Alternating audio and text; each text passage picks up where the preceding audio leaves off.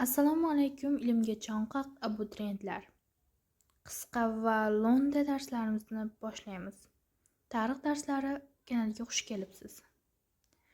Bugungi darsimizni qisqa va davomida tushunarli qilib, eng kerakli ma'lumotlarni tushuntirib beraman. Darsimizni boshladik. Qadimgi dunyo tarixi 2022-yil nashr 6-sinf. Eng kerakli joylarini o'qilishi kerak bo'lgan ma'lumotlarni o'qib ketamiz albatta, tushuntirilib. Mana shu ma'lumot bizga kerak. Yer yuzida odam paydo bo'lganidan to milodiy 476-yilda G'arbiy Rim imperiyasi qulaguniga qadar kechgan voqealar tarix fanida qadimgi dunyo tarixi deb ataladi. Bu nima degani? Ya'ni yer yuzida qachon odam paydo bo'lgan bo'lsa, ana shu paytdan ya'ni 476-yil, ya'ni G'arbiy Rim imperiyasi qulaguniga, ya'ni barbod bo'lgunga, yo'q bo'lib ketguniga qadar kechgan voqeani o'rtalig'ini biz qadimgi dunyo tarixi deb nom beryapmiz. Keyingi ma'lumotga o'tamiz.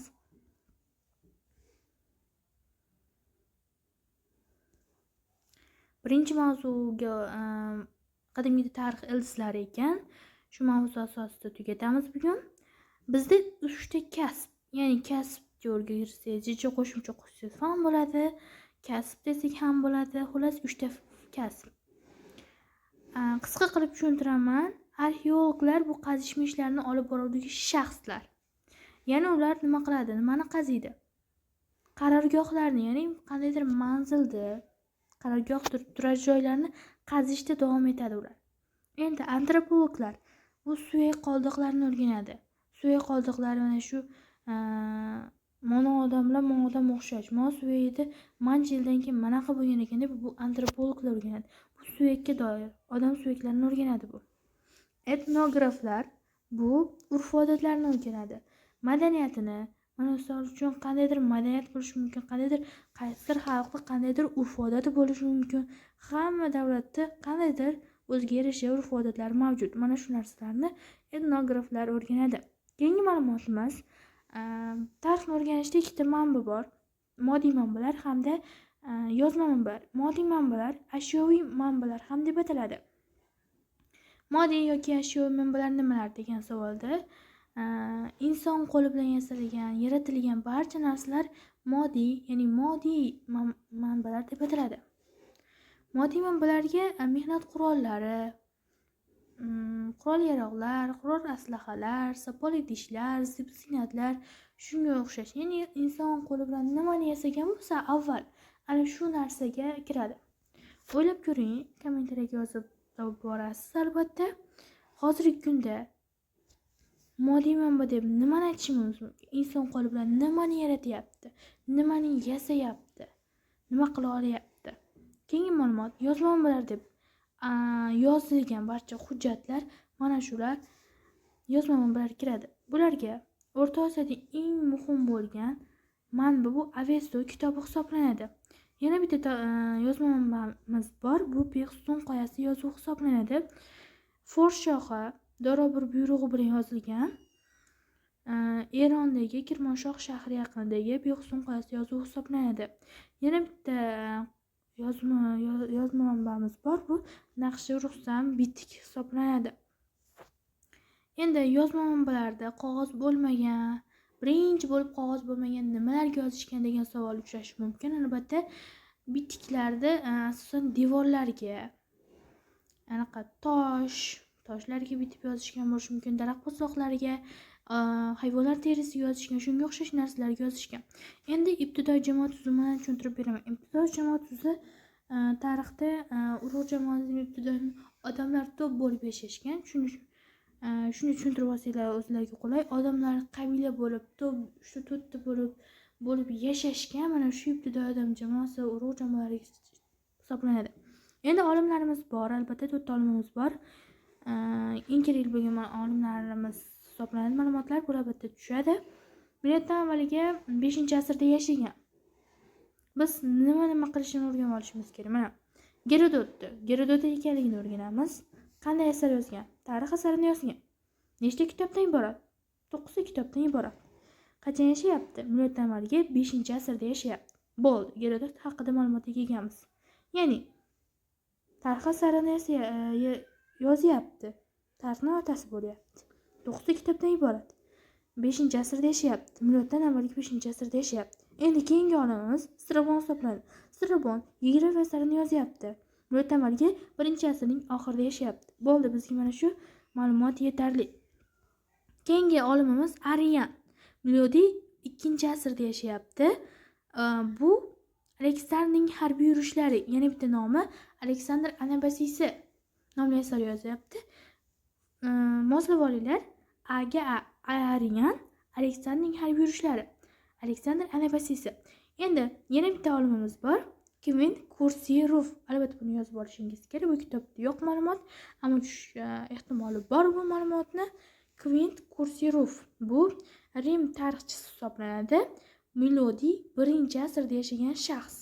Bu yomg'irning asari Makedoniyalik Aleksandrning tarix asarini yozgan shaxs hisoblanadi. Keyingi ma'lumotga o'tamiz. Keyingi ma'lumot matriarxat va patriarxat tushunchalari. Matriarxat bu ilk bo'lib ona atrofida birlashgan qabila yoki jamoa. Ya'ni birinchi bo'lib ona tomonidan qarindoshlar bilan yashalgan oilaga ona boshliq hisoblangan.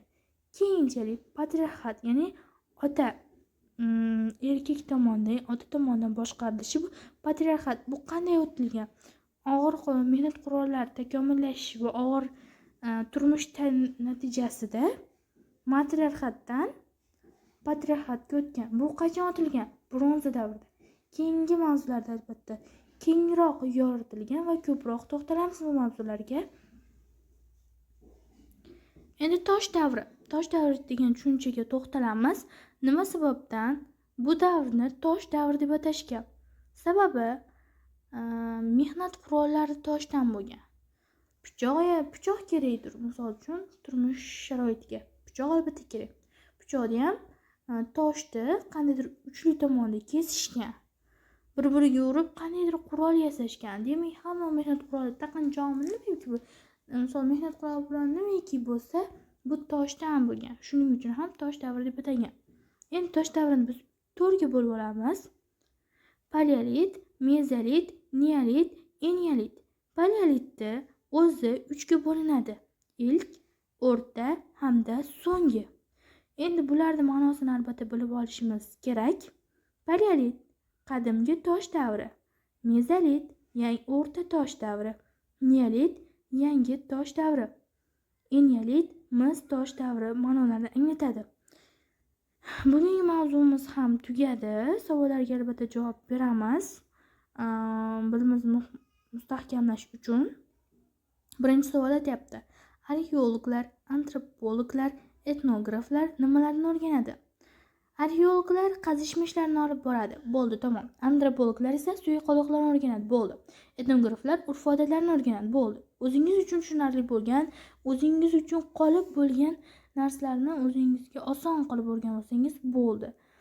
Olimlarning ikkinchi savol, olimlar qaysi manbalar yordamida tarixni qayta tiklaydi? Olimlar ikkita manba asosida, yozma hamda moddiy. Moddiy manbalar inson qo'li bilan yaratilgan barcha narsalar moddiy manbalar. Yozma manbalar hujjat yoki biron bir narsalar, yilnomalar yozma manba hisoblanadi. Bularga Avesto hamda Behzod Qoyarchi yozuvi, Naqsha Rustam kiradi. Tarixni uchinchi savol, tarixni o'rganishda foydalanadigan moddiy manbalardan qaysilarini bilasiz? Moddiy manbalarga sizlarga bitta mana shu uchinchi savol o'zingizga vazifa qilib beraman. Keyingi mavzuda albatta javobini aytib ketaman. Javob aytish shart emas, bu oddiy narsa. Moddiy manbalarga bitta misol qilib yozib ketasiz. Ya'ni sizningcha tarixda qanday manba moddiy manba bo'lishi mumkin? Hozirda biz ishlatayotgan biron bir narsadan ham moddiy manba sifatida aytib keting. Hozir biz inson qo'li bilan yaratilgan eng mashhur narsa hamda tarixda yaratilgan eng mashhur moddiy manbani yozib keting. Yana bitta ikkinchi vazifa. Qaysi narsa ham moddiy manbaga ham yozma manbaga kiradi deb hisoblaysiz? Ham yozuvi bor, ham moddiy tomonidan mos. Endi 4-savol. Nima uchun arxeologlar inson tarixi ibtidosini tosh davri deb atashadi? Buni tepada aytib o'tdik. Mehnat qurollari toshdan bo'lganligi sababli. Tosh davrlarini sanab bering. Ya'ni paleolit, mezolit, neolit, eneolit. Ularni nima uchun shunday nomlangan? Tosh davri bo'lgani uchun va ana shu davrni bizga osonroq bo'lgani uchun alohida qilib bo'lib olishgan olimlar. Bugungi mavzuimiz ham tugadi. Albatta keyingi mavzularni yana boshlaymiz tushuntirib. Shunday qilib bugungi mavzuimiz tugadi. Bu mavzuni bir marta eshitib tushunmaysiz albatta. Endi kirib kelgan abituriyent bo'lsa, albatta qaytarishingizni tavsiya qilaman. Kitobni o'qisangiz ham juda ham soz bo'ladi. Eng kerakli ma'lumotlarni aytib o'tdim. Keyingi mavzuni ko'rishguncha xayr, sog' bo'ling, omon bo'ling.